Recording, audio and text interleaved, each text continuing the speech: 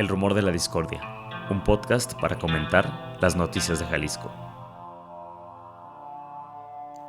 Un rumor es una voz que corre entre el público o un ruido confuso de voces. Bienvenidas, bienvenidos al Rumor de la Discordia. Hoy, jueves, y estoy con Pepe Toral. ¿Qué onda, Ángel? Muy buena tarde, hoy tarde. Y bueno, pues yo muy contento y yo creo que tú también de tener a compas que queremos y admiramos mucho. Claro. Bienvenidas, bienvenidos Dalia Sousa, Darwin Franco, periodistas. Pues muy felices de estar aquí. Muchas gracias por recibirnos e invitarnos. Sí, muchas gracias por estar aquí, feliz de estar en el rumor. Aprovechar para felicitarte, Darwin, cumplemenos en días recientes, ¿no? Sí, ya casi llego al cuarto piso, pero bien, contento. Genial.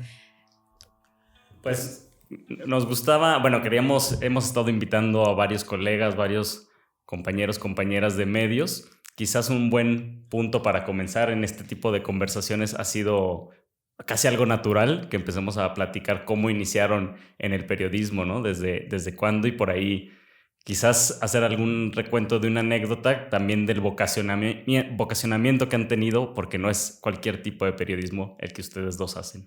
Antes de empezar, pues bueno, una brevísima presentación.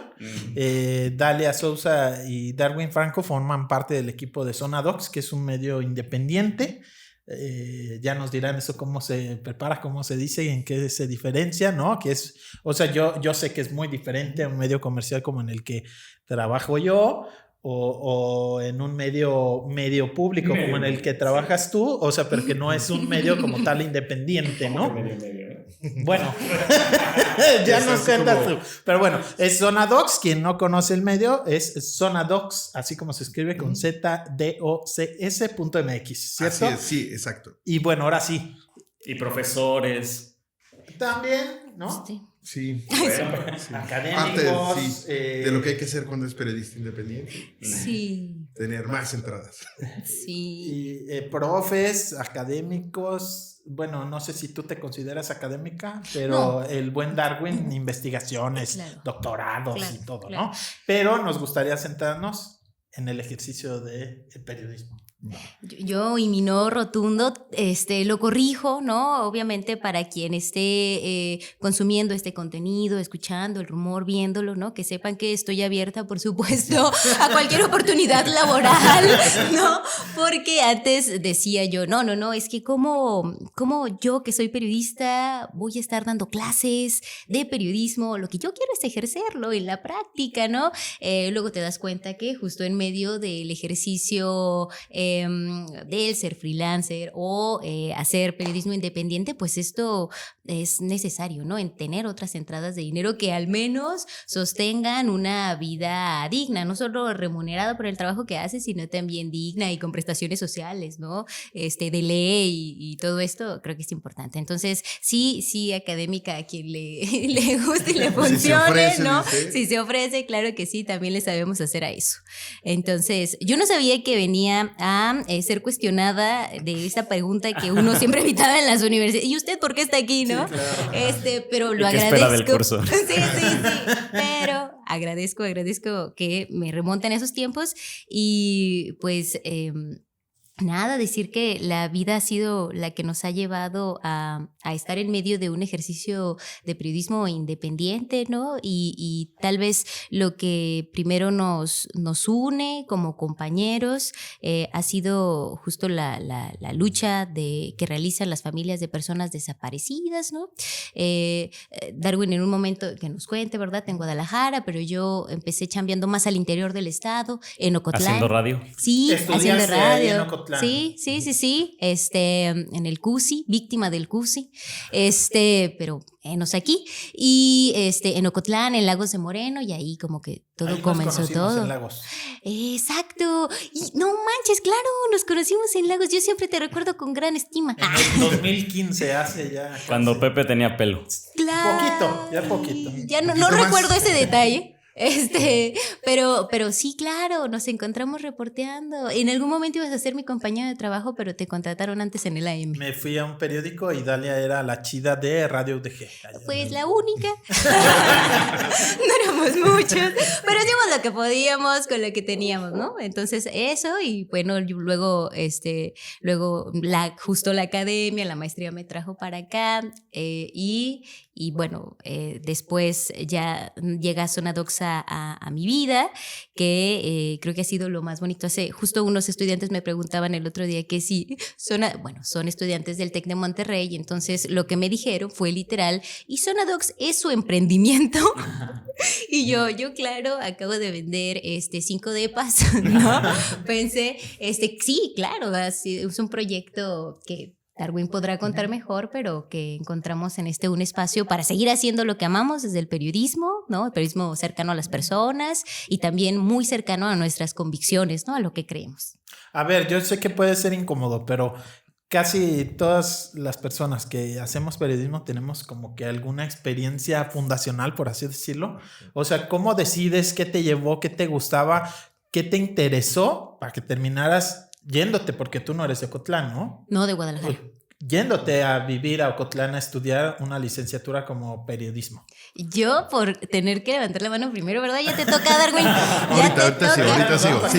Ya, muy bien, ¿no? Pues, ¿qué te comparto? Yo, la verdad, lo que quería hacer era radio, ser locutora de una estación de radio, y después me di cuenta, ¿no? Yo creo que la pasión por el periodismo surgió, a pesar de que digo que soy una víctima del CUSI, durante el proceso formativo, ¿no? Mis pininos los empecé haciendo justo en Radio Universidad de Guadalajara, en Ocotlán, en un programa que se llama Rumbo al Norte, sobre migración, que justo acabo de dejar hace un año. Lo hice sin paga y con mucho amor, un programa así con todo lo que incluye hablar del fenómeno migratorio desde hace 10 años para acá. 10 años. Sí, durante todo este tiempo empecé como la encargada de las redes sociales, y luego me ascendieron a productora cuando se fue la productora. Y claro que sí.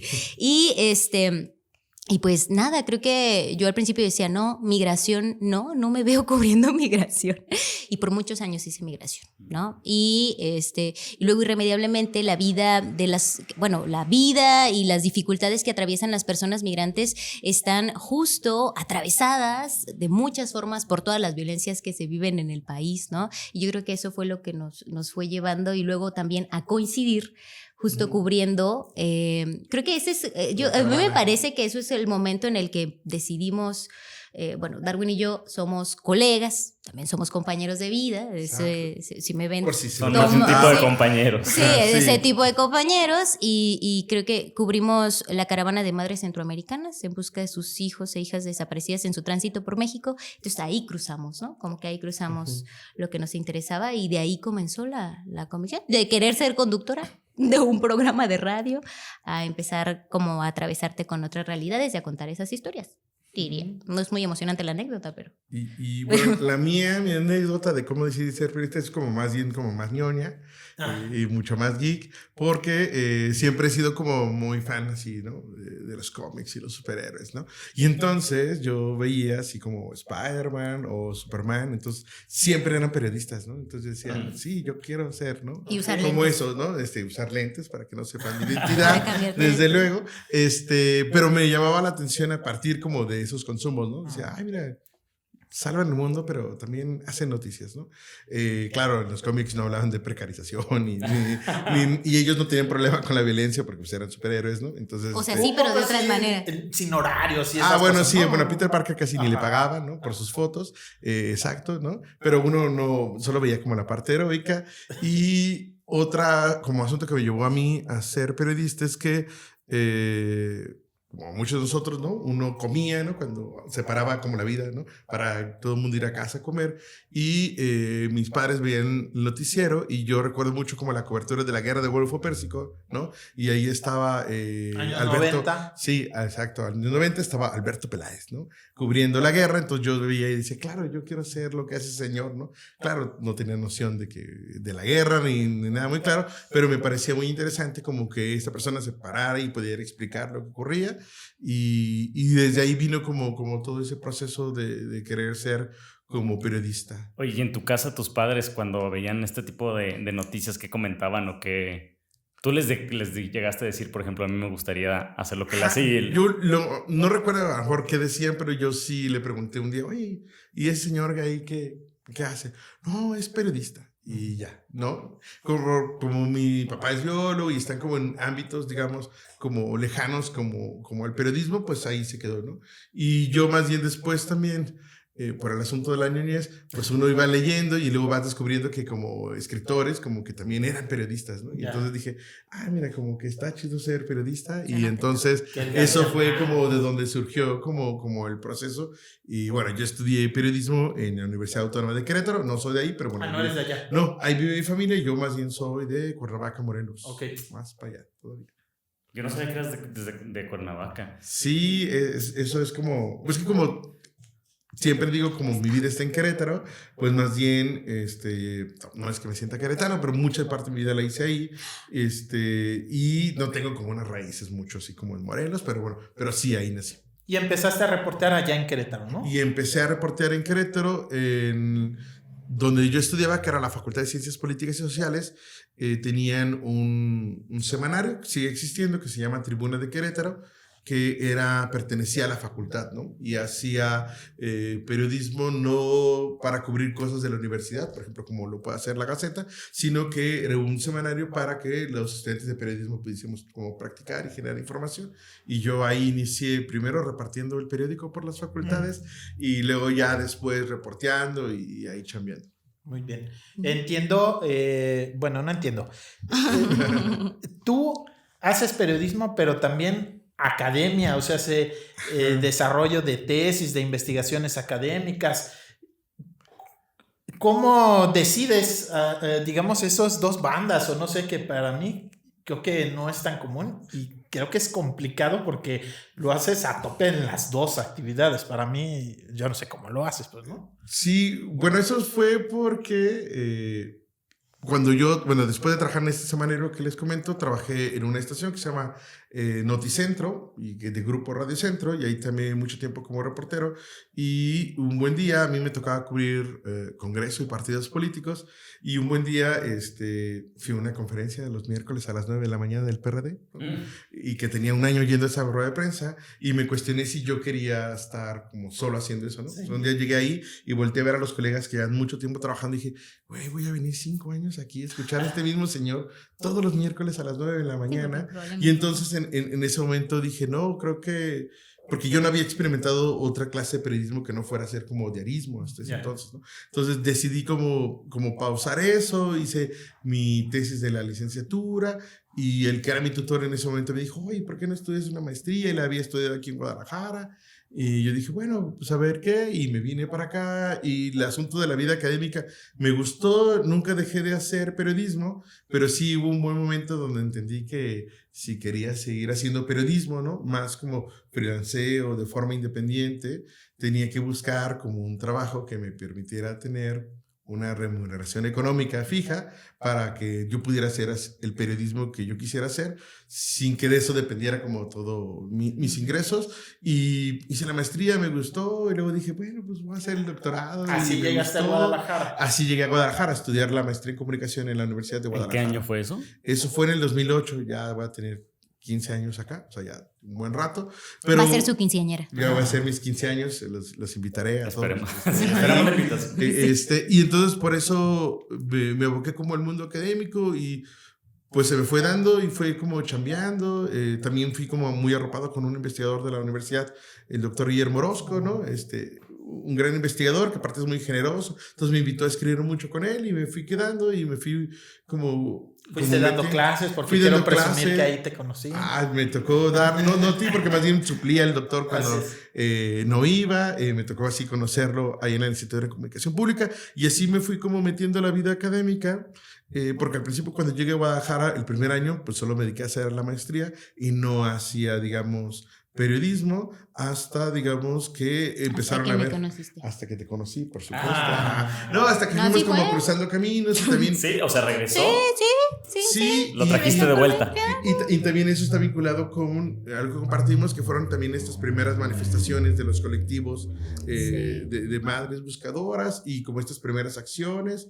Y eso me fue como otra vez como involucrando. Entonces yo aquí empecé a hacer periodismo en un blog que yo tenía y luego ya me fui vinculando como a algunos medios. No, pero seguías escribiendo. Algo de nuestra parte de Para- rendición, yo me acuerdo. Sí, escribí en Nuestra Aparente Rendición, que era un medio digital independiente que comandaba Lolita Bosch, una escritora catalana, pero yo también trabajaba para una como escribiendo textos y columnas para una revista que se llama Abusos de la Información, que ahí estuve trabajando un buen tiempo hasta que pues ya dejaron de pagar y yo dejé de escribir. Pasa. ¿No? Pasa. Y entonces después yo abrí un blog y ahí hacía como crónicas de las marchas que yo iba y aquí ya me involucré con algunos medios independientes que terriblemente ya no existen, como Proyecto 10 o Reverso, ¿no? Que fue donde en realidad yo estuve y después en Nuestra Aparente Rendición. Y luego freelanceando ya hasta de manera como muy constante en mi chamba periodística hasta que se creó Zona Docs hace 5 años y medio. Sí, tenemos 5 años y medio. Es que Se siente. se sienten muchos, pero porque, bueno, honor a quien honor merece, ¿no? O sea, Zona Docs como una plataforma de difusión informativa existía ya un año antes, es decir... Como un blog. Como un blog, pero este blog era del fotoperiodista Héctor Guerrero, ¿no? Que ahora chambea en El País y que él y yo coincidimos como muchas coberturas. Él me invitó un día como de, oye, pues hay que escribir acá lo que no nos publican y entonces vamos dándole. Y entonces fuimos escribiendo como varios textos. ¿Cuál era la intención inicial? ¿Por qué el Zona Docs? Esa es una gran pregunta que Sí, yo creo siempre he querido que saber. habría que preguntársela bien como a Héctor. La versión más corta de la cual explica que tiene que ver con como un archivo de documentos, ¿no?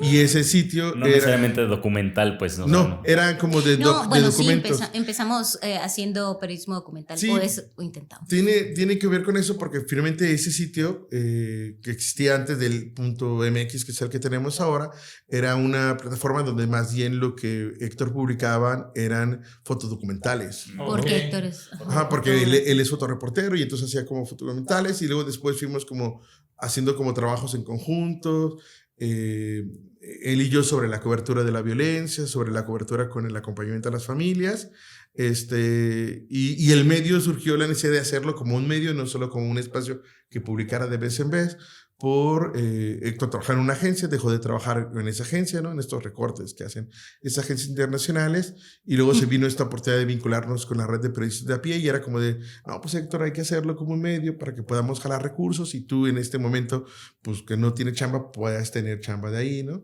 Pero luego lo contrató El País, y pues Y él dijo, lo que me da Zona Docs, lo que me da El País, y entonces Héctor, digamos, ya migró al País, donde chambea, ¿no? Y ahora es un múltiple ganador de premios Gamo y todo ese rollo. Sí. Pero sí, tal Saludos cual. a Héctor. Sí, saludos al buen nos Héctor. Y entonces él dijo, pues ahí está, ahí se los dejo ya. Hagan El con proyecto él. que él empezó de alguna forma ya se desvinculó hace cuánto. No, pues casi desde el inicio, o sea, desde que él se fue, porque él se fue a la Ciudad de México y ya no... Él dijo, yo ya me voy, queda en buenas manos. Suerte, amigos. ¿Qué sería como 2016? Fue porque el medio, digamos... O sea, pasar de ser blog a ser medio de comunicación. Ajá, sí, esto ¿no? fue, lo que hablo fue 2016 y nosotros, digamos, ya en 2017 ya se creó como medio. Se hizo la primera publicación. Sí, y se cambió a una plataforma, porque antes trabajamos en una plataforma, ¿no? Que Héctor eligió, que se llama ReadyMag, que es muy bonita, pero es muy complicada para hacer el diseño, porque justamente le hacía un diseño especial por la fotografía, ¿no?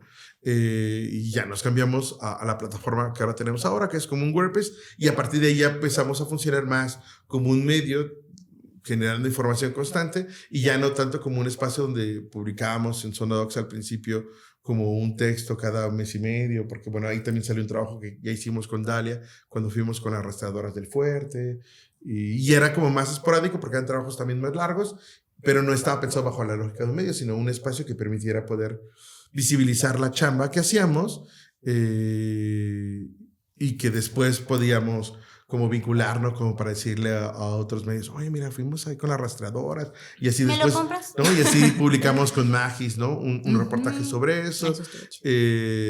Pero ya después ya nos constituimos como un medio y entramos en ese trajín loco de publicar todos los días. De publicar todos los días. Difunde todos los días. Y bueno, más bien, y la sustentabilidad económica, que es la parte más complicada.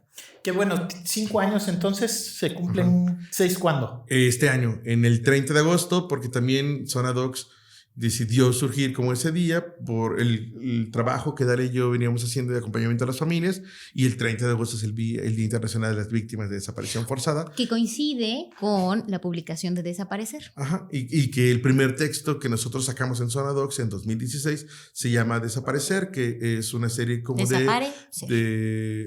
que es un trabajo testimonial en audio y fotografía con entrevistas con madres buscadoras, ¿no? de por amor a ellos. Ese fue como el primer trabajo que se publicó en Zona Docs, y ese surgió ese día, el 30 de agosto, y por eso el 30 de agosto también es nuestro, digamos, aniversario. Que nunca lo celebramos porque hay porque que estar ese trabajando, día ¿verdad? estamos chambeando y cubriendo, pero un ese día día después o un día antes lo hacemos. Y a lo largo de ese tiempo ha pasado mucha gente por Zona Docs. En un inicio Jade Ramírez era integrante importante. Ricardo Valderas creo también, ¿no? Él estuvo como al principio y después fue cuando también él tuvo como este traslado a Ciudad de México, entonces ya no pudo quedarse por acá.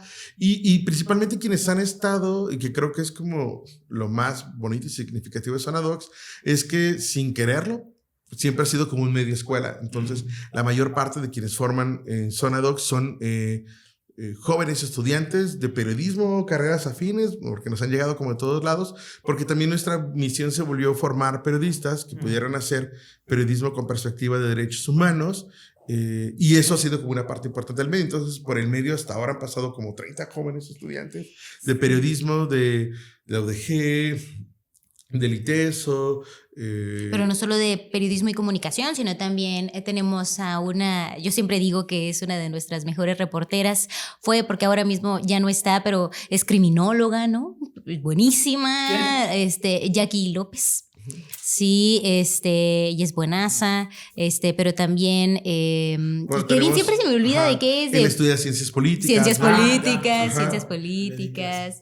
Y lo hacen bastante bien. Yo creo que también una de las principales apuestas del medio, además de decir, claro, son jóvenes, claro, creemos que podemos formar nuevas generaciones, creo que está puesto en creer que tienen muchas cosas que decir, que plantear, y que en Zona Docs tienen cabida todas esas reflexiones que tienen estos jóvenes. A ver, pues ya que estás en eso, cuéntanos un poco de la escuelita. ¿O la escuela Zona Docs? Sí, bueno, la escuela de periodismo justo surge con esta intención de, como ustedes sabrán, buscar un proyecto y un fondo que pudiera financiar de manera transversal el medio, ¿no? Porque desde hace un par de años al menos estamos buscando esto. Claro, en un primer momento fue a través de la red de periodistas de a pie que conseguimos este primer fondo y recursos vinculados al fortalecimiento institucional, pero eso se agotó, ¿no?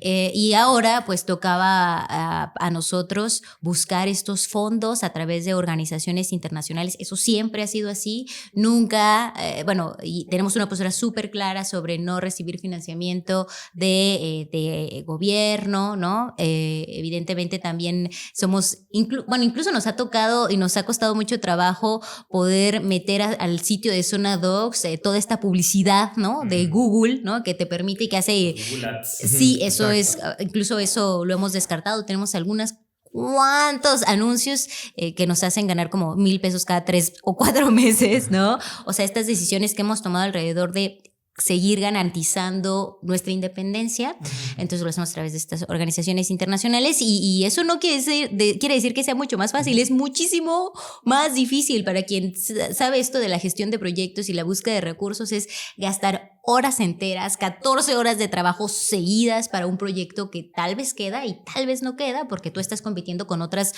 80 organizaciones en México que tal vez tienen mucho más trabajo hecho, o a nosotros nos ha tocado tratar de hacer, claro, una propuesta desde el periodismo, pero también desde la incidencia social, o sea, para apostar a todas las organizaciones que vean en nosotros unas caritas lindas a las cuales financiar. Y así llega a la escuela como un proyecto que no solo atienda como a una temática específica, como generar un reportaje temático sobre algo, sino más bien financiarlo de manera, de nuevo, transversal. Y la escuela, justo así, llegó y le empezamos a planear. En este caso, Darwin es quien coordina la escuela, pero también nos tenemos que dividir porque si no, no podemos hacer con tanto.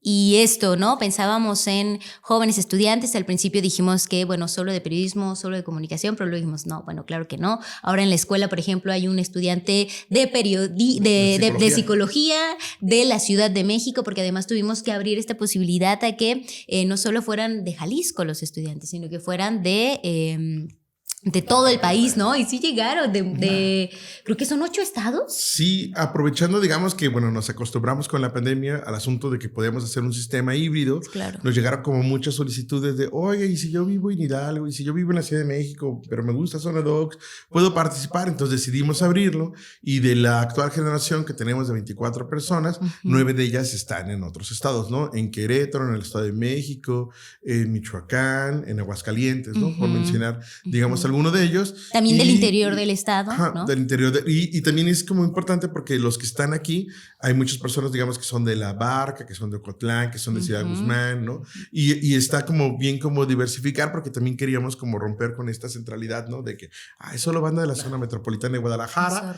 Y la escuela surgió porque, bueno, en una charla, ¿no? Dalia propuso, y bueno, ¿y por qué no hacemos de la escuela como un proyecto? Y bueno. De Zona Docs un poco. De la escuela digamos, de Zona Docs, de la manera en cómo formamos, ¿por qué no lo convertimos en un proyecto? Si ya somos una escuela, ¿por qué no lo hacemos formalmente?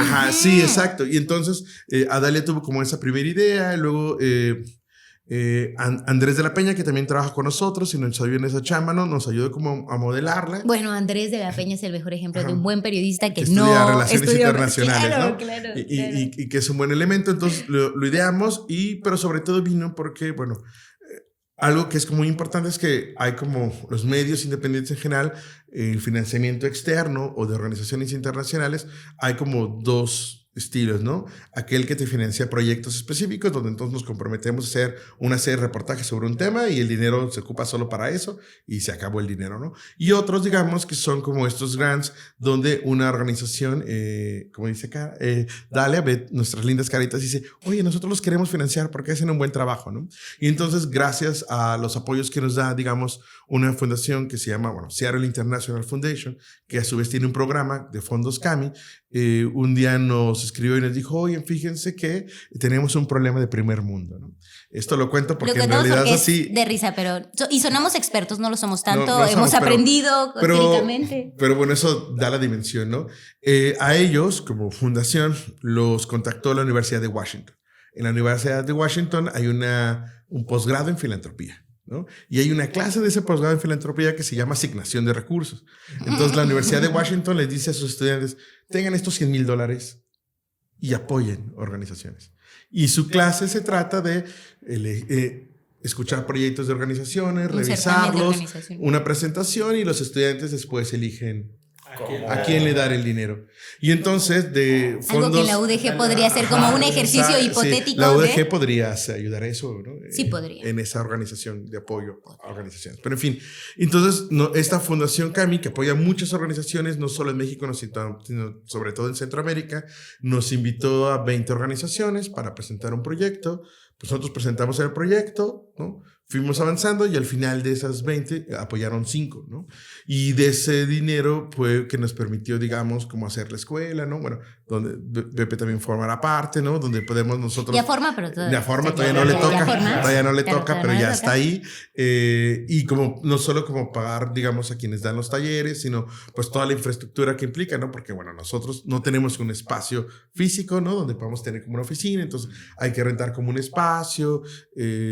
Nosotros también apoyamos a los estudiantes que son de fuera para que por lo menos 2 veces durante el proceso puedan venir, ¿no? Claro. A tomar aquí, conocer a sus compañeros, y eso nos permitió, digamos, como desarrollar el proyecto. Ahora, claro, el reto es como poder buscar financiamiento para poder tener una segunda generación, ¿no?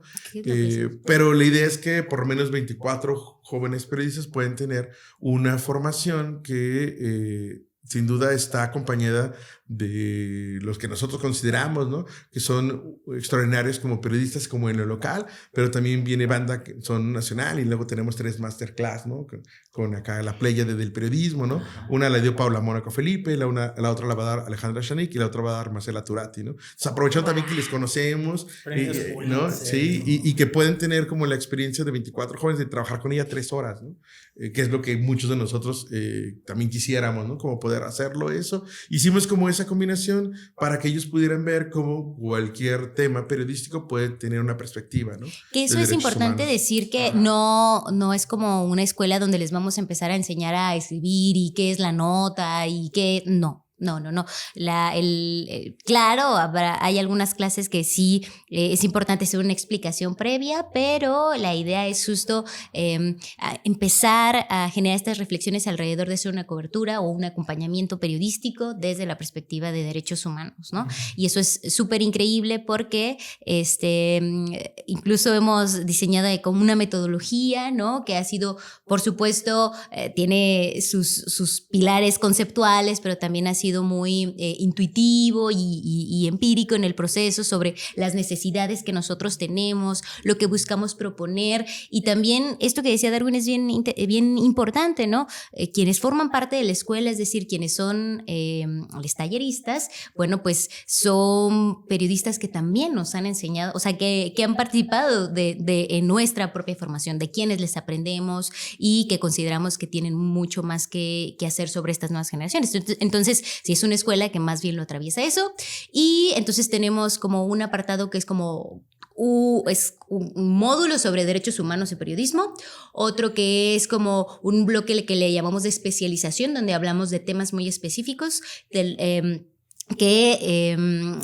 los cuales se hacen coberturas desde el periodismo, infancias, feminismo, migración. Vamos a tener, muy bien, todavía no se pasa la fecha, empecé a angustiarme, tengo un momento de medio ambiente, trabajo con víctimas, violencia, desplazamiento. Sí, total. Y tenemos otro que es como un apartado también sobre procesos más bien formativos y estrategias para investigar, ¿no? Un reporteo que nos va a dar toda la maestría aquí. Y claro, y también otro que es como otra especialización extra alrededor de formatos, ¿no? Sobre cómo presentar ya. Sí. Y ahí hay como banda como muy joven, ¿no? Como, no sé, como Natalia Lojano o Florencia González Guerra, que trabajan con formatos como TikTok, ¿no? O videos cortos, ¿no? Como para que también los estudiantes puedan tener como una amplitud, ¿no? Porque claro, uno luego está muy casado con el texto y piensa que el texto es lo máximo, y claro que es lo máximo, pero diría Darwin. Digamos, ellas pues están pensando en otras lógicas, ¿no? Claro. Y entonces la idea es como que puedan tener como talleres de quien ya lo hace, ¿no? Y poder hacer, claro, sin abandonar como el video, la fotografía, pero también pensar como en la construcción de microrelatos a partir de estas plataformas, ¿no? Entonces eso, y al final lo que podrán ver quienes siguen Zona Docs y todas las personas en general son los trabajos que hagan estos estudiantes a partir de ese proceso, ¿no? Que van a construir historias. Sí, como su trabajo final, ¿no? Sí. ¿A partir de cuándo se van a poder ir revisando sus trabajos? Yo creo que como en abril. No, Darwin siempre anda muy apresurado. En abril la acaba, ¿no? Sí, Yo creo Sí. que, así como dice la canción, abril para mayo. Para sí, abril o como para mayo, junio, porque claro, implica todo un proceso de edición y de acompañamiento que estaremos dando. Yo lo último que diré de la escuela, porque claro que es un proyecto que queremos mucho, es decirles que no es que nosotros vinimos a presentarles a estos estudiantes la panacea del periodismo de derechos humanos. Las reflexiones que ya tienen, ¿no? Sobre lo que están viviendo, porque algo que es increíble es que no solo son estudiantes de periodismo, hay varias de quienes integran la escuela que ya están haciendo una labor en redacciones, ya están trabajando, entonces ya tienen estos dilemas éticos, se cuestionan sobre si esta es la voz que tienen que presentar, sobre si estas son las formas, sí, bueno. Incluso se han generado algunas preguntas alrededor de, ¿es normal que mi jefe me grite de esta manera? ¿No? En la práctica cotidiana. No. Claro, le dijimos, no es normal ni en esos decibeles, ¿no? Por favor. Así que, claro, creo que esto es lo más importante. No venimos a presentarles algo nuevo, ya quienes forman parte de la escuela ya tienen toda esta esencia. ¿Implica también esto? ¿Qué implicaciones tiene hacer un periodismo también con perspectiva de derechos humanos? Así como para, no sé si es este tema de las formas de presentar la información, la voz a la que se le va a prestar mayor atención. Sí, bueno, yo diría, digamos, como para poderlo precisar, es que a lo mejor va a sonar algo muy obvio, porque bueno, en el periodismo las personas siempre tienen que estar al centro, pero luego no siempre son las personas las protagonistas de los procesos informativos, ¿no? Sobre todo porque hay como una tendencia, ¿no? En los grandes medios de que la voz política es la que principalmente suena y domina, ¿no? Entonces, cuando hablamos del periodismo con perspectiva de derechos humanos, primero es como colocar a las personas al centro y que a través del trabajo periodístico nosotros personas podamos... comunes, o sea, personas que no son... Cualquiera que no tienen un cargo público necesariamente. Exacto. Y que nosotros a través del trabajo podamos visibilizar, digamos, por un lado, ¿no? Los derechos humanos que le están siendo violentados, ¿no? Porque también hay como una carga, una misión como formativa de poder señalar cuáles son estos derechos para que las personas también les conozcan, pero sobre todo también hablar como de estos como sentidos estructurales que permiten, digamos, que se puedan seguir violentando esos derechos, ¿no? Y eso también implica como este enfoque de tener una mayor cercanía, un mayor acompañamiento, es también parte de estas lógicas que se llaman Zona Docs, de construir una agenda propia, ¿no? Que esté vinculada a esos temas, ¿no? Que por eso, digamos, en nuestro medio no van a encontrar como la agenda que van a encontrar como los otros medios, ¿no? Aunque hay eventos que, claro, que todo el mundo cubre y que nosotros cubrimos como una manifestación, ¿no? Que hacen las familias, pero sí tratamos, digamos, de construir otra mirada, ¿no? Donde lo más importante para nosotros siempre es la voz de las personas, ¿no? Que eso no le quita el rigor ni todos los elementos que constituyen al periodismo informativo, periódico, etcétera, ¿no? Creo que eso es lo más importante. Hacemos periodismo de derechos humanos súper profundo, súper bien hecho, contrastado, verificable, con procesos y metodologías establecidas. No por tener esa perspectiva son historias lindas o simplemente a través de la voz de las personas. Siempre intentamos hacer un trabajo más, pues, chido. Mejor. Más mejor. Más mejor. Oye, yo también recuerdo que cuando iniciaba a hacer periodismo en Guadalajara, el referente para hablar de personas desaparecidas dentro de los colegas periodistas, pues era y es Darwin Franco. Me gustaría escuchar también de parte de los dos, ¿no? Cómo ha sido pues una problemática, probablemente la problemática más grave, no sé, en temas de derechos humanos que tenemos en el Estado, en el país.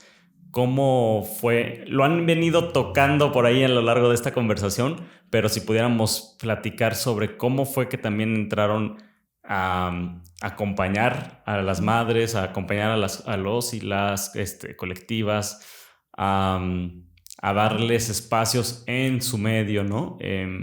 ¿Cómo ha sido? Y quizás sería valioso también para quienes nos escuchan, que esta reflexión de parte de ustedes dos, cómo han visto que han venido cambiando las cosas a lo largo de estos años, quizás desde 2008, cuando tú llegabas a Guadalajara, Darwin, ¿no? O no sé dónde lo pondrían ustedes. Sí, bueno, yo cuento lo mío porque también Dale tiene una forma de cómo también inició, ¿no? Con las familias en Lagos de Moreno. Mi acercamiento, digamos, y gran parte de esto que yo hago y del enfoque y la mirada, mucho se lo debo, ¿no? A Teresa Sordo, ¿no? Quien ya no está con nosotros, ¿no? Porque yo anteriormente vivía muy cerca del Parque Rojo, entonces los domingos iba felizmente a sacar a la NECA y a la Polca, ¿no? Ahí, y entonces un día me topé con mujeres que estaban bordando, ¿no? Y entonces me acerqué. Y luego Tere se acercó y me dijo, ¿y usted qué mira, no? Eso fue lo primero que me dijo Tere, y ya le empecé a decir, y me dijo, siéntate, Le dije, no, pero no sé bordar. Dice, aquí nadie sabemos, ¿no? Claro, ellas eran unas maestras del bordado y se veía muy bien. Y a partir, digamos, de ese acercamiento, de ir bordando y empezar a bordar todos los domingos, las familias fueron llegando a ese espacio. Es decir, las personas que acudían a la vía recreativa o que simplemente caminaban se fueron acercando, y Tere siempre tenía como ese tacto de identificar quién estaba siendo tocada de manera distinta, ¿no? Por los bordados, ¿no? Que inicialmente eran bordados solamente de las víctimas de homicidio inicialmente, ¿no? Por eso eran en hilo rojo, porque, bueno, Tere participaba en un proyecto que se llama Menos Días Aquí, que hacía una contabilización ciudadana, ¿no? De las llamadas bajas colaterales de la guerra contra el narcotráfico, y ahí en ese espacio comenzaron a llegar las familias. O sea, yo las primeras familias que conocí, por ejemplo, la señora Lupita Aguilar, a la señora Nati, ¿no? Llegaron ahí. O sea, fueron llegando ahí al Parque Rojo y las bordadoras las fueron arropando y mi acercamiento con ella mucho antes de que yo pensara como en hacer un trabajo periodístico fue, digamos, desde ese componente humano de sentarnos a abordar y a escucharlas, ¿no? Y entonces era como desgarrador, ¿no? Porque, bueno, yo ya tenía como noción porque, bueno, las desapariciones ya estaban, ¿no? A lo mejor no sabíamos en Jalisco eso como de manera tan evidente, porque estoy hablando, digamos, de que eso, mi primer acercamiento es más allá como en el 2010, que se da como todo este proceso, hasta finales de ese año, y fue como ese escuchar. Entonces yo me quedé escuchando, y entonces Tere es sordo, y eso lo pueden contar cualquiera de estas como primeras madres que hicieron como estos colectivos, como Fundeco por amor a ellos. Ella empezó como a generar como un cobijo para permitirles encontrar espacios de escucha, ¿no? Entonces mi acercamiento con las madres es durante casi 2 años, mucho antes de que yo empezara a escribir de eso, yo tuve la dicha, ¿no? De poder formar parte de esos espacios de escucha. Entonces durante casi 2 años yo iba todos los días, ¿no? A una reunión que tenían, a escucharlas. Y entonces llegaba una familia, después a la otra semana llegaba otra, y luego llegaba otra, y luego llegaba otra, pero no eran un colectivo como tal, ¿no? No existía Fundec, que Fundec es el primer colectivo, ¿no? De familiares, simplemente eran familias que se iban encontrando cuando una señora iba a la fiscalía y se encontraba a alguien y decía, oiga, pues venga, mire, acá nos juntamos los martes. Y entonces las familias llegaban hasta que un buen día, pues eran tal el número de familias que Tere les empezó a hablar, oye, miren, en otros lados hay familias que se unen, ¿no? Hay familias en Monterrey que están unidas de esta manera, en Coahuila, y les empezó como a dar como más información sobre otros colectivos, y hasta que un buen día nació Fundec, ¿no? O sea, sí. Mucho tiempo después. Mucho tiempo después. Que esto fue, digamos, la primer como, no la primer marcha, porque una de las primeras marchas, digamos, en pos de las personas desaparecidas, como en esta historia moderna, porque bueno, en Guadalajara está esta lucha histórica, ¿no? De los desaparecidos de los años 90. Ajá, pero yo la primera que recuerdo, y como ustedes serán, esta marcha que organizó la familia de estos 2 jóvenes, ¿no? Que fueron desaparecidos en Ciudadela. Esa fue la primera marcha que se hizo como tal, ¿no? Cuando ellos denunciaron la desaparición de sus 2 hijos, porque ahí participaron las mamás antes de que fueran como colectivo, ¿no? Se unieron a la familia de estos 2 jóvenes, ¿no? Que después terriblemente fueron encontrados sin vida en el bosque de la primavera, pero esa fue como esta primera acción, y ellas hicieron la primera marcha, acción, ¿no? El 10 de mayo del 2013 en la Glorieta de los Niños Héroes, antes de que se nombrara la Glorieta de los Desaparecidos. La primera marcha ya como colectivo, como Fundec, se hizo ahí, y ahí es donde yo conocí a la mayor número de madres que, bueno, también lamentablemente siguen, ¿no? En los procesos de búsqueda, pero que son las que están al frente como de estos colectivos que ahora existen. Y a partir desde entonces, como desde esa primera marcha, yo comencé a escribir, y como les decía hace rato, yo no tenía un medio y yo lo comenzaba a escribir en mi blog, ¿no?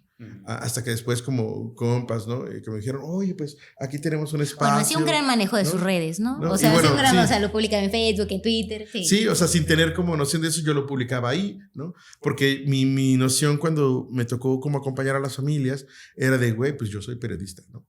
O sea, porque no lo pensé nunca como académico. Mis trabajos académicos hasta ahora recientemente están atravesados por la problemática, pero al principio fue de, ¿yo qué hago aquí? Pues soy periodista. ¿Qué hago? Pues escribo. Y lo que me dediqué en ese momento es a escribir, pues, bueno, pues sí va a sonar así como la primera nota de muchas de estas madres, ¿no? Y eso me permitió tener como una cercanía, pues sí, muy distinta y muy afectiva como ellas, porque me tocó acompañar durante todo ese proceso, ¿no? Entonces, a muchas de ellas las conocí y yo comencé a escribir su historia hasta 1 año después de conocerlas, porque en ese momento, pues yo no estaba ahí como periodista, yo estaba ahí como alguien que estaba ayudando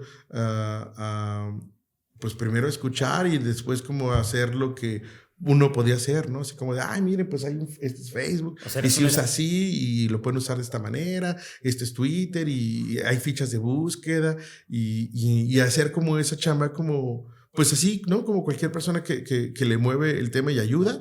Y de ahí empezó como mi cercanía y por eso, digamos, empecé a hablar como en eso y a trabajarlo en eso y eso me permitió como que dijeran, ay, este compa, ¿quién es? ¿No?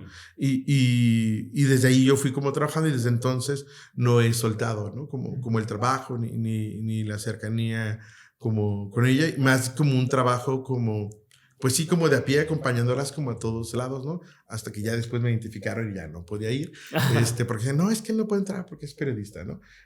Pero en mucho tiempo yo pude tener también, como en esos primeros trabajos, muchas descripciones y acompañamiento porque yo estaba ahí, ¿no? Cuando dices no puede entrar, ¿te refieres a reuniones con gente del gobierno? O a la fiscalía, o ya no podía ir al CEMEFO, ¿no? Porque ya decían, no las puedes acompañar a todos ya lados. no las podía acompañar como antes porque entonces ya decían, no, pero este joven no es familiar, ¿no? Ni es de una organización civil, ¿no? Él es periodista, ¿no? Y luego las mamás decían, pues él viene conmigo y también podía entrar, ¿no? Porque pues las mamás siempre han sido de mucho carácter y ese fue como mi proceso, ¿no?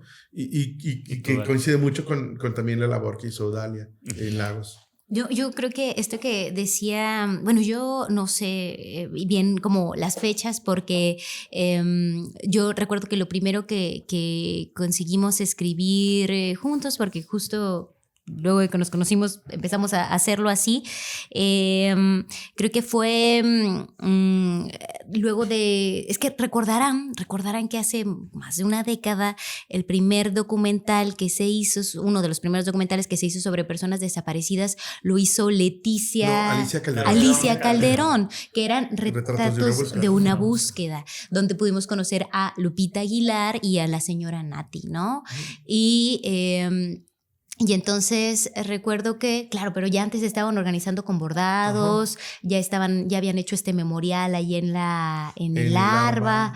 Y entonces ahí tuvimos la oportunidad de escribir, a mí me tocó escribir la primera historia, mi primera historia en la vida fue de Lupita Aguilar y la búsqueda de Pepe. No, ¿hubieran visto? O sea, fue la mejor maestra, porque qué zarandeada me dio, ¿no?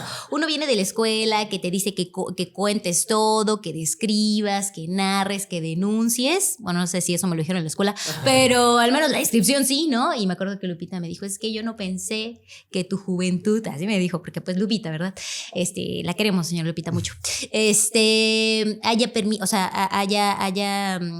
No hayas tenido como este cuidado, claro, de nombrar estas cosas, porque mira, me ponen en riesgo, etcétera. Claro, esta publicación estuvo, o sea, se la mandé antes de que fuera publicada, ¿no? Es decir, leyó el texto.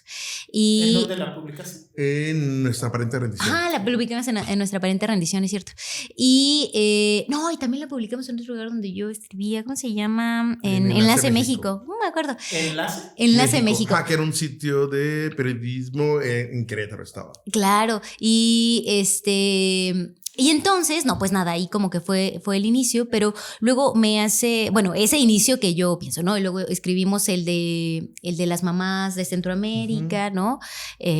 Y bueno, ahí. Yo creo que me hace mucho eco esto que dice Darwin respecto a cómo por mucho tiempo uno acompaña o una acompaña sin que necesariamente se vea reflejado en un producto periodístico, ¿no? Porque es muy difícil la comparación de lo que tal vez puedan creer quienes escuchan, poder tener tan de cerca toda esta información y luego hacer un trabajo periodístico, ¿no?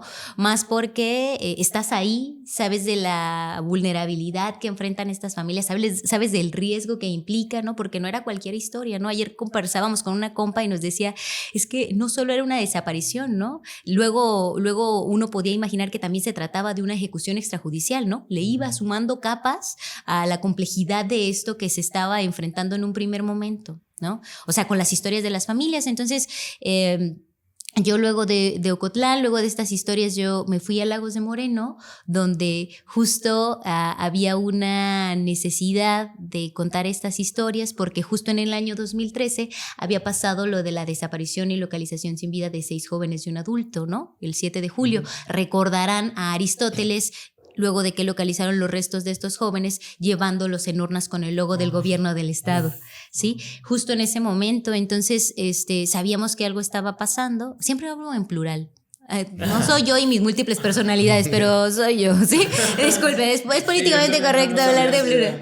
Sí. Mi mente y yo sabíamos que... Sí, que claro, mi mente y yo. Y entonces me pregunté. ¿Pero era 2013 cuando vas para allá? 2014, antes de que se cumpliera un año. Y entonces, comencé, junto con las familias, hicimos un trabajo a un año de lo que había pasado, porque además había todo un tema con la criminalización que había hecho el presidente municipal en ese entonces, Hugo René Ruiz Esparce Hermosillos, y así de largo. Y pues nada, eso permitió conocer a más familias, ¿no? Porque justo el llamado y con la conexión que se tenía con Fundeje en ese momento era invitar a otras familias que también sabíamos que estaban viviendo eso, pero que solo no se habían hecho visibles, a que se unieran y se empezaron a organizar las primeras misas, claro, en memoria de estos jóvenes y este adulto, y convocando a otras familiares que estaban buscando, que bueno, al menos en ese momento estaban buscando sus seres queridos desaparecidos. Lamentablemente, solo una de ellas ya logró localizarle, ¿no? Lamentablemente sin vida, y luego de haber estado mucho tiempo en lo que saben ustedes, en el servicio médico forense, ¿no? Ahí en Lagos. Y pues nada, por mucho tiempo yo acompañé, estuve ahí, convocábamos a las misas, ahí sí Darwin, Fundeje y nosotros comunicábamos a las misas, llegaban las familias, más bien en un sentido de acompañar sin publicar de eso, ¿no? Es que era bien difícil y era súper peligroso. Yo ahora me pienso siendo una muchacha muy joven, muy joven, creo que tenía como 21 años, 21 años, tocando puertas junto con las familias, porque claro, entre ellas saben quiénes están viviendo esta situación, y además yo ahí en Lagos aprendí que pueblo chico, infierno grande, ¿no? Tocando para contactar con otras familias para que se unieran, porque lo primero fue formar a un grupo de familias dentro de Lagos para que se acompañaran, ¿no? Yo creo que de todas esas historias yo solo he contado una, que es la de la señora Catalina Mireles, y de Ana Elvira Castillo Mireles, su hija, quien acaba de cumplir 30 años y 8 de desaparecida, está por cumplir. Y pues nada, solo he contado esa historia de todo lo que sabemos. Más bien hicimos como otras cosas que luego les contaré, pero sí es muy complicado. Creo que hasta poder pasar de esto que tú dices, claro, es ayudar, pero yo ayudo desde mi chamba, ¿no? No sé, yo creo que Darwin tardó menos, pero yo sí tardé de pasar de hacer esto a que se reprodujera en un trabajo periodístico. Ahora ya siempre digo, y eso me parece que es uno de mis mayores logros personales, es llegar a decirle a las personas, cuentan conmigo incondicionalmente para todo, pero lo que yo sé hacer es hacer periodismo, ¿no? Y entonces cuenten conmigo desde esta trinchera para hacer lo que se necesite. Y cuénteme lo que quiera, pero en cuanto necesite una nota, un reportaje, una entrevista, ahí estaré porque ahí es lo que sé hacer. Porque es lo más difícil, pasar de eso a lo... Sí, y en mi caso, como sí, al principio era como... O sea, uno entendía que lo urgente era ayudar. Uh-huh. No tanto ponerte a escribir, ¿no? Uh-huh. Era como ayudar, porque tampoco es que uno como periodista sabe cómo entrevistar a una familia que tiene un ser que desaparecido, ¿no? Bueno, si Lupita te guía. ¿No? Bueno, Lupita nos guió y también nos regañó, y me acuerdo mucho cuando una vez, la primera vez que también yo le pregunté, hola señora Lupita, ¿cómo se siente? ¿Cómo me voy a sentir? ¿No? Y entonces, claro, uno va aprendiendo. Se aprende mucho de los errores. Sí, ¿no? Sí. Y en ese como proceso, pues ya hubo un punto donde dije, claro, yo tengo que empezar a escribir porque te tiene que saber, ¿no? Que aquí en Las Madres están como organizadas, porque, o sea, la señora Lupita ya en ese tiempo ya era reconocida por aquella vez que incapó a Felipe Calderón uh-huh. en un evento en 2011, ¿no? A los meses aquí nos lo contó, ¿no? Por cierto, ¿no? El anuncio, aquí estuvo hace... que como un par de meses, ¿no? Sí. ¡Ay, increíble! Tenemos la pueden sí, ver. Yo la escuché. Los capítulos anteriores. A la señora Lupita, entonces, desde esa vez, pero después, digamos... Su cameo también. Aquí. Claro, lo que pasa es que también como... Para una persona como Lupita, como lanzarse sola era bien difícil, ¿no? Entonces había como acuerpar y ya después dije, no, hay que empezar a escribir, y comencé a escribir y empecé a investigar y lo hice, y que es algo que yo siempre les digo a mis alumnos, ¿no? O sea, yo no trabajaba en ningún medio, ¿no? O sea, no fui como al informador y decía, informador, fíjate que tengo esta historia. Entonces yo dije, pues, ¿qué hay? Tengo un blog, tengo redes sociales Y así surgió, y a partir de eso vino la vinculación con nuestra aparente rendición, que ellos ya tenían un alcance más amplio, porque bueno, quienes escribían ahí eran como o periodistas o académicos con mucho como alcance, y a partir de ahí yo empecé como a hacer como mucho del trabajo que yo hago y hablar de Jalisco, ¿no? Y fue como muy importante nuestra aparente rendición, no solo para mí, sino también para muchos otros periodistas que estaban en otros estados y que también estaban como contando lo que ocurría ahí, ¿no? En sus estados sobre la violencia, y a partir de eso es como entender eso. Y ahora, claro, yo con las familias, ahora con los nuevos colectivos, claro, yo me presento y soy como periodista, porque también uno identifica que pues las familias ya tienen su camino, su recorrido, y uno lo que tiene que seguir es como alguna vez nos dijo Leti Hidalgo de familias de Fuerzas Unidas por Nuestros Pérez Nuevo León, ¿no? Bueno, ahora a ustedes les toca investigar para darnos información y hacer más cosas, ¿no? Aunque ellas son increíbles, ¿no? O sea, son podrían increíbles. ya no necesitarnos. Pero, o sea, son increíbles. Pero por esto lo digo porque una vez hubo un taller donde nosotros le preguntamos a las familias, bueno, ¿y qué más podemos hacer, no? Y entonces ellas decían como, oye, pues mira, estas historias, o sea, sí están bien, pero ya no nos sirven mucho, ¿no? Lo que ustedes necesitan hacer es investigar.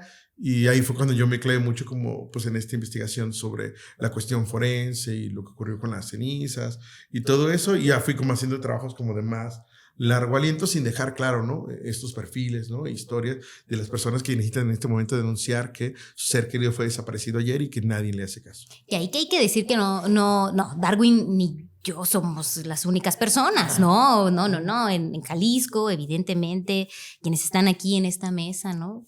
Han trabajado y acompañado a las familias y por supuesto también en todo el país, ¿no? Justo este taller al que se refiere Darwin, estábamos ahí reflexionando sobre qué hacer, otros periodistas que también están haciendo cosas increíbles, ¿no? Ahora que decías, Darwin, de esto como de que les pedían, pues ustedes también investiguen y ayuden, yo recuerdo antes de que existieran todos estos registros públicos, tú eras casi un referente para citar cuántas personas había desaparecidas, porque era como religiosamente, no sé si semana con semana o mes por mes, pedías cuántas personas hay y ibas actualizando tú las cifras, ¿no? No existía un registro como tal. ¿Cómo, o sea, qué nos puedes contar sobre esos años en donde no existía un registro y tú llevabas como un registro a través de solicitudes de transparencia? Con cifras, yo pienso que estratosféricas, ahora que hay registros, son cifras que no tienen comparación, ¿no? Sí, todo fue porque como en este acompañar con las familias, pues ellas siempre preguntaban cuántas personas desaparecidas había, porque ellas lo que querían es como encontrar a las familias, ¿no? Y no había información, o sea, no había el CISOBIT, que ahora, digo, mal o bien ahí existe, ¿no? Pero no había eso, entonces yo lo que empecé es hacer solicitudes de información, y al principio me las negaban hasta que más o menos fui aprendiendo, ¿no? Que en ese entonces la fiscalía las llamaba indagatorias por desaparición, no denuncia. Entonces fui aprendiendo, y luego también como preguntándole, no sé, a otras personas, ¿no? Francisco Macías, ¿no? Abogado defensor de derechos humanos, también dice, oye Paco, pero ¿cómo puedo preguntar como para que no me la nieguen? Y entonces él me fue asesorando, y entonces yo durante, sí, como 5 años me dediqué a hacer eso, ¿no? A solicitar información, a solicitar información. Cada 15 días solicitaba y lo iba actualizando, también un poco para poder dar cuenta de que no correspondía a la realidad que decía el gobierno respecto a eso, ¿no? Entonces no solo preguntaba cuántas personas desaparecidas habían sido como denunciadas, sino también preguntaba cuántas habían sido localizadas con vida, cuántas habían sido localizadas con vida, ¿no? Y entonces ahí decía, bueno, si esto es cierto, pues entonces tendrían que haber tantas personas sin localizar, y lo que fui descubriendo es que no coincidían, ¿no? Es decir, si tú sumabas las personas que habían sido encontradas con vida y las que lamentablemente habían sido encontradas con ella, sí, respecto, no daban, o sea, sus cifras no cuadraban bajo ninguna circunstancia. Entonces fui haciendo eso, y desde ese entonces yo ya decía, no, es que aquí hay 7,000 desaparecidos, ¿no? Y yo decía eso por los propios datos de la fiscalía, ¿no? Y al principio decía, no, pues este güey, ¿cómo sabe? ¿No? Y decía, ya estaban como la base de datos, y desde entonces lo que yo empezaba a notar era cómo había como este plan o estrategia sistemática de desaparecerlos en términos estadísticos, ¿no? Ahí fue cuando fuimos descubriendo que en las indagatorias se estaban contabilizando por expedientes y no por personas, ¿no? Y entonces ahí empecé como a eso, pero eso sí lo hice durante... en un solo expediente varias personas. Sí, exacto, ¿no? Sí, porque antes el único referente era, díganos el número de su carpeta, ¿no? Y entonces ya en función del número que tenía la carpeta decíamos, bueno, tal vez es el 105, ¿no? Es el 108, es el... Sí, por eso, digamos, hace tiempo, todavía en tiempos de Almaguer, cuando fue fiscal, hizo este proceso de vamos a hacer una reclasificación de las carpetas, ¿no? Porque ahí es con la presión de las familias, pues las familias dijeron, no es que no somos expedientes, ¿no? ¿Cuántas personas hay? Porque se empezaron a dar cuenta que en casos donde había 1, 2 o 3 familias desaparecidas, solo contaban como uno, ¿no? Y eso le permitió, digamos, a los gobiernos mantener la estadística para decir que estábamos muy por debajo de Tamaulipas, ¿no? Que en esos años era el que encabezaba la lista de personas desaparecidas, pero yo lo que venía como denunciando en ese trabajo es que no, aquí hay un montón de desaparecidos, iban aumentando, pero lo hice así, con solicitud de transparencia, con un archivo de Excel que ahí como todavía tengo y que sigo como alimentando, ¿no? Como que todavía lo sigo haciendo. Como ¿Este ejercicio lo sigues haciendo hasta hoy? Hasta ahora sí, todavía. Ahora a lo mejor ya no lo hago tan al mes, sino hago como bimestral y lo voy como haciendo los cortes, pero lo sigo haciendo. Y la hasta persona ahora, de transparencia. ¿no? Y sí, yo creo que ahí dicen, Ya tiene el machote. ya tiene el machote y ya le contestan al Darwin, pero lo hice así, justo para saber. Pero a ver, o sea, en cifras oficiales, lo que se decía hace 10 años no tiene comparación con ahora, ¿no? O sea, más allá de las situaciones personales, las historias, estadísticamente hablando, la situación es tremenda, ¿no? Esto es exponencialmente, o sea, terrible. Es decir, si yo, bueno, pensando en este ejercicio, cuando acabó la administración de Aristóteles Sandoval, ¿no? Había, digamos, un reconocimiento, ¿no? De 6,500 personas desaparecidas. O sea, tú pones de ese año a ahora, se ha triplicado ese número, ¿no? Y sigue habiendo deficiencias sobre el registro, ¿no? Porque, bueno, si uno ve el CISOBID y luego ve el Registro Nacional de Personas Desaparecidas y No Localizadas, que se supone que tienen la misma fuente de datos, no coincide. Y luego si tú haces solicitudes, tampoco coinciden. Es decir, no tenemos como ciertamente el número real, pero sí sabemos que, bueno, ya desde este gobierno, sobre todo, el crecimiento exponencial sobre el número de personas que han sido desaparecidas, pues hizo que superáramos por mucho a Tamaulipas, que era como el estado que parecía que nadie iba a alcanzar esos niveles, ¿no? Y sí ha sido, por lo menos en lo que yo tengo, se ha triplicado, ¿no? El número de personas desaparecidas, porque lo que yo también tengo como en ese registro era como hablar de la indagatoria y luego como diversificarlo para personas desaparecidas, porque si nos vamos como a la idea, ¿no? Claro, ahorita podemos decir que hay poco más de 6,000 personas desaparecidas, pero por lo menos en la última década se han presentado 35,000 denuncias por desaparición, ¿no? O sea que eso todavía dimensiona más como el fenómeno, porque luego solo nos quedamos como en las que actualmente están desaparecidas, claro, porque es importante, pero cuando uno denuncia el total de denuncias, hablamos de 2 veces más esa cantidad. Algo que a mí me llama la atención, y yo creo que a muchas personas que de repente nos informamos, escuchamos hablar a los familiares, a las familiares, a los periodistas sobre el tema de desaparición específicamente, es como ¿qué hacemos, no? O sea, ¿qué podemos realmente desde donde estamos hacer? Y en su experiencia, ¿cuál ha sido, no, la evolución o en el momento en el que nos encontramos con esta gravedad de las mejores respuestas a esta pregunta, que yo creo que no hay pues una sola respuesta, ¿no? Antes decíamos, hagan lo que puedan hacer desde sus trincheras, ¿no? Y luego tuvimos películas como Ruido en Netflix. Así que, ¿ya la vieron? No. Véanla y luego ya me dicen. Y luego ya les va a generar sentido esta referencia. Sí, sarcásticamente. Sí, no. Bueno, yo tampoco lo he visto, he escuchado, la escuché. No, quería verla porque, digo, la vida es horrible como para ir a ver al Netflix más cosas horribles que sé que cuando termine de verlas voy a saber que pues es horrible, ¿no? O sea, que la vida sigue siendo terrible. Y mucha gente también está como en esa postura, ¿no? Las propias familias, bueno, sí, dices, no, ¿para qué voy a ver? Ay, qué bueno, gracias, porque Darwin me juzga mucho. Pero, claro, conversando con colegas, nos decían, pues, que... Y con las propias familias, ¿no? O sea, incluso dicen, bueno, es que esto ni siquiera es, o sí, pero no, les faltó esto, ¿no? La realidad que vivimos supera, como dice la frase popular, la ficción. Entonces, yo creo que sí sigue siendo el hacer desde cada una de las trincheras, pero siempre, porque hace unos años le decíamos a las autoridades, sin las familias no, y las familias lo pedían, ¿no? Sin nosotras, nada. Y creo que ahora también sumaría a hagan lo que puedan desde sus trincheras, pero siempre háganlo con las familias, ¿no? Escuchándolas, consultándoles, y esto, aprendiendo de los errores y reconociéndolos para que todo lo que generemos desde el lugar en el que estemos sea funcional, sea útil, construya nuevas narrativas, cuestione lo que está sucediendo o en su defecto, que es lo más importante, haga mucho más sencillo el proceso que están llevando cada una de estas familias y colectivos a lo largo de este proceso de exigencia por el regreso de sus familiares. Sí, y eso es como muy importante. Por ejemplo, a mí siempre, los alumnos que saben que trabajo esto, me dicen, ¿qué puedo hacer? ¿Cómo puedo hacer? Le digo, primero ve una marcha y escucha. Y acércate. Y si puedes platicar, platica para que tú lo puedas dimensionar, ¿no? Porque no es lo mismo, ¿no? Claro, un documental o una nota periodística te puede sensibilizar, pero cuando estás ahí y logras, digamos, vivenciarlo, es distinto, ¿no? Y lo que es importante, lo dijo muy bien Dalia, siempre hay que preguntarle a la familia qué es lo que necesitan. Sobre todo porque en un proceso, digamos, del 2013 para acá, ¿no? En una década de la lucha de las madres, pues hay muchas cosas que han ido ganando sobre el terreno, ¿no? Y entonces hay como, hoy tenemos como una ley o diversas leyes, ¿no? Que son sofisticadas y que son buenas y que hay que seguir criticando la operatividad que no hace el Estado, ¿no? Tenemos una fiscalía especializada que también es producto de la lucha y la exigencia de las familias, ¿no?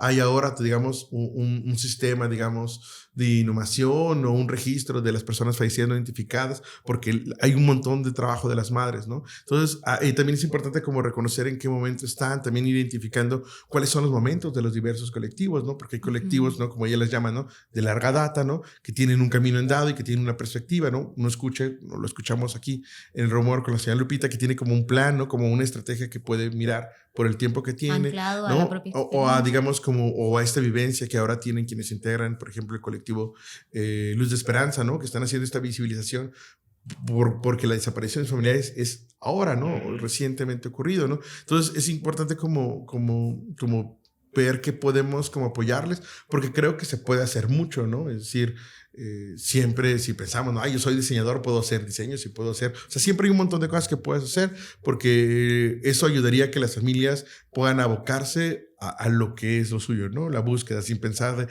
tengo que hacer el video para redes para difundir, ¿no? Y que puedan, digamos, ellas como concentrarse y en eso como podríamos ayudar. Y lo otro es hablar de ello, ¿no? O sea, tampoco no es que uno vaya a la fiesta y diga, vamos a hablar de desapariciones, ¿no? Pues claro, ¿no? Lo Yo viamos, ayer iba a hablar de otra cosa, ¿no? Y me pusieron a hablar de eso.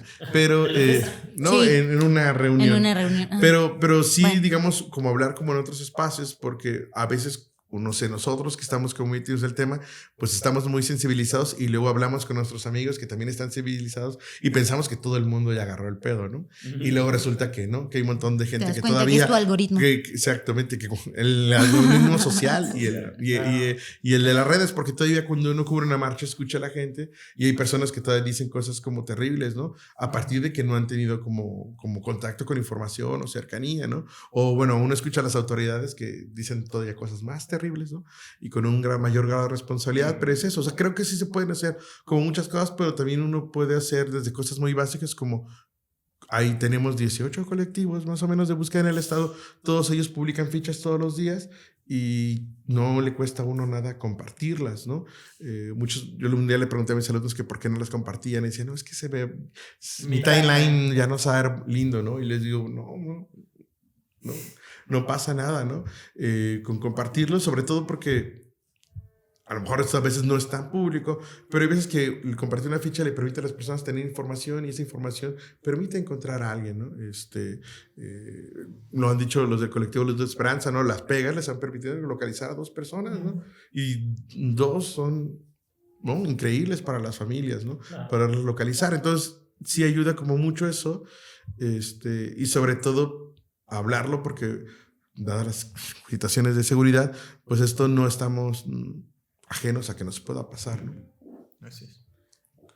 Solo para ir cerrando, preguntarles, Darwin, Dalia, si hay algunos cambios legislativos, algo así como que ustedes esperarían en esta misma materia que se pudiera hacer, o es un tema más de vigilar, digamos, ya lo decías tú, ¿no? Como el cumplimiento de lo que tenemos, o hay todavía cambios legislativos muy necesarios como en el corto plazo que ustedes creen que sean necesarios. Y lo pregunto también porque, por ejemplo, hablando aquí en entrevista con Baruch Sánchez, hermano de Wendy, él mencionaba, por ejemplo, la necesidad de tener una independencia, por ejemplo, en la comisión de búsqueda, ¿no? Y luego hablando con gente como Héctor Flores del colectivo En Luz de Esperanza, decía, pues, la fiscalía necesitaría ser verdaderamente autónoma, ¿no? Claro. Yo sobre eso diría que, o sea, creo que uno de los principales como problemas es el no reconocimiento de la gravedad de la problemática de parte de quienes tendrían que reconocerlos, ¿no? Es decir, si vemos que en un periodo de 4, 5 años que tiene la actual administración, ¿no? No hay un reconocimiento de que el problema se agudizó en su administración, pues es difícil que las cosas puedan suceder porque obvio nadie se quiere hacer responsable de una crisis porque en términos de las aspiraciones político-electorales nadie, eso no le sirve, ¿no? Pero eso tendrá que costarles, ¿no? O sea, tendrá que costar políticamente. Pues yo espero que les cueste, ¿no? Políticamente como hablando, porque el peso de la realidad es tan insostenible que no lo pueden ya negar. Es decir, claro, lo niegan sistemáticamente, pero la realidad es tan abrumadora que no pues tenemos una glorieta llena de los zetas de búsqueda que eso no lo pueden borrar por más que digan que no les tocó, ¿no? Pero eso es como muy importante porque bajo la lógica, es decir, si tu jefe, ¿no? dice que esto no es importante y que no está tan grave, pues es un mensaje, una narrativa que baja a todos los funcionarios. Entonces, si desde la perspectiva institucional hay una narrativa criminalizante, entonces los que tienen que hacer operativos, una búsqueda, una identificación forense, actúan bajo la misma lógica. Y eso a mí me ha tocado como verlo en una de las historias que yo escribí sobre Nance, ¿no? sobre su hijo, como había indicios de, digamos, de que pudo haber cometido un ilícito, pues el trabajo es mínimo, ¿no? Porque nadie va a perder el tiempo investigando para encontrar a alguien que es responsable de lo que le pasó, ¿no? Y eso es una lógica que pasa, ¿no? Entonces, si tu jefe dice que se pelean entre ellos o que esto no es importante, pues los que están abajo pues no van a hacer lo suyo, ¿no? Claro. Y creo que tiene que ver con eso. Por eso esta como denuncia constante de las madres, decir, me cambiaron otra vez mi ministerio público, ¿no? Mi policía investigador lo corrieron, no hay avance como de nada, ¿no? Entonces creo que hay como una parte como de esta exigencia de hacer cobro político, ¿no? Porque finalmente bajo esta administración se exponenció la desaparición y esto no es solo como este asunto de, es que quieren utilizar esto para golpear a mi gobierno, ¿no? Como dice el gobernador, ¿no? No, porque esto tiene que ver con que nunca se ha sentado a escuchar a las familias, ¿no? Lo hizo la primera vez. Una vez y ya. Dijo, de aquí no va a sacar nada bueno. La regañiza que me dieron. Zafo, ¿no? Claro, y entonces lo otro es eso, porque creo que las familias han luchado para tener un marco institucional fuerte. Es decir, si uno revisa, claro, no funciona como debería, pero la Fiscalía Especializada es la primera en el país y tiene una estructura que si operara funcionaría. Creó la primera unidad de análisis y contexto de todo el país que no ha presentado ningún informe, aunque la ley dice que tiene que presentar un informe, ¿no? Del por qué suceden las desapariciones. O tenemos, digamos, con muchas carencias, ¿no? Pero un montón de peritos forenses de todo el país vienen aquí a capacitarse, ¿no? Y uno dice, ¿cómo, no? Pero hay como un montón de instrumentos. La ley de desaparición o la ley de declaración especial de ausencia son leyes importantes construidas desde las familias, ¿no?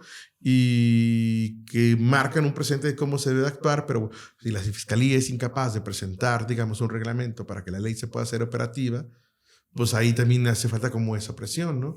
Y creo que lo que hace falta es como eso, como arropar más a la familia en términos de la acción política, porque el desgaste en calle y todo eso ya lo dieron ellas, ¿no? Y por eso también se comprende que algunos colectivos ya no hagan tantas acciones públicas, porque una parte de su lucha ya la dieron y uno también tiene que entender que esto es por relevos, ¿no? Sí, bueno, yo claro, coincido en el tema de los costos políticos, pero también creo que las familias lo que nos han demostrado es que ellas pueden funcionar y funcionaron por más de una década en los márgenes o los contornos de la ley o sin esta. ¿no? Y ellas fueron las que lograron encontrar a sus familiares desaparecidos o que siguen andando, exigiendo o buscando o empleando estas formas para traerlos de vuelta, entonces, o traerlas de vuelta. Entonces, creo que sí, por un lado, es el camino del sistema, de la estructura, a través de la legislación y vigilar que se implementen estas leyes, pero todos los días ellas nos demuestran que están allí y lo que tocaría a la autoridad entonces es no estorbar, ¿no? Es decir, si ya hay un trabajo muy fuerte y a mí me queda claro que este acto constante de las familias de volver este letrero Guadalajara un espacio de visibilización frente a un rotundo no represivo, intolerante, etcétera, agréguele otros adjetivos calificativos, de retirar todas estas fichas, bueno, pues ya, claro, habla de una postura como explicaba Darwin, pero también qué costaría no hacerlo, ¿no? Y dejar que ellas sigan su camino, porque finalmente son ellas quienes lo han hecho, me refiero a las familias. Así que, como lo hacen los movimientos de resistencia feminista, claro, puedes hacerlo desde dentro del sistema, pero también lo puedes hacer desde los márgenes, ¿no? Y ellas lo hacen todo el tiempo. Muy bien. Pues es para seguir el periodismo en Zona Docs, el periodismo que está centrado en las personas y en las personas que están también generando los cambios que se necesitan en esta sociedad. Las invitamos a revisar zonadocs.mx. Así es, también estamos así, @zonadocs en todas las redes sociales. En Facebook, Twitter, Instagram y próximamente TikTok. Así que síguenos. Pues muchísimas gracias por No, al contrario, ha sido un placer estar aquí. Gracias. Hasta pronto. Hasta pronto. El rumor de la discordia, un podcast para comentar las noticias de Jalisco.